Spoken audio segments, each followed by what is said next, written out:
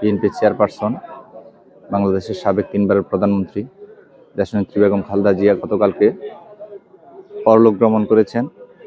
সারা দেশবাসীর মতো জাহাঙ্গীরনগর বিশ্ববিদ্যালয়ের ছাত্রদলও শোকাহত। আমাদের আসলে শোক প্রকাশের কোনো ভাষা নেই। আমাদের মনে হচ্ছে আমাদের মাথার উপর থেকে একটি ছায়া চলে গেছে। এদেশের মানুষ আসলে মাতৃহারা হয়েছে। আমরা এই মুহূর্তে দেশনেত্রী বেগম খালেদা জিয়ার জানাজা অংশগ্রহণ করার জন্য জাহাঙ্গীরনগর বিশ্ববিদ্যালয়ের ছাত্রদলের নেতাকর্মীরা মানিক পি অ্যাভিনিউতে যাচ্ছি।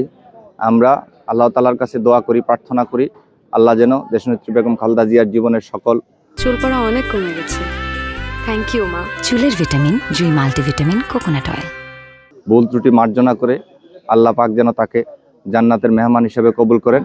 এই মুহূর্তে আমাদের এতটুকুই আল্লাহর কাছে প্রার্থনা।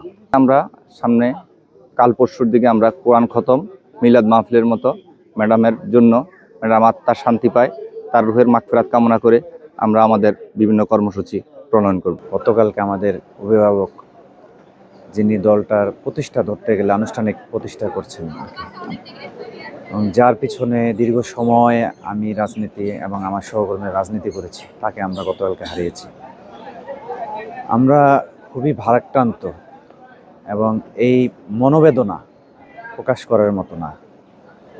আমরা আশা করেছিলাম মেডিকেল মিরাকেল যেটা বলে, যে বিগত দিনের ম্যাডাম যেভাবে সুস্থ হয়ে আমাদের মাঝে ফিরে এসেছেন সেভাবে আমরা তাকে পাবো, এবং আমাদের যে বটগাছ তুলো ছায়া, সেই ছায়া হিসেবে উনি আমাদের বাংলাদেশের অভিভাবক হিসেবে থাকবেন।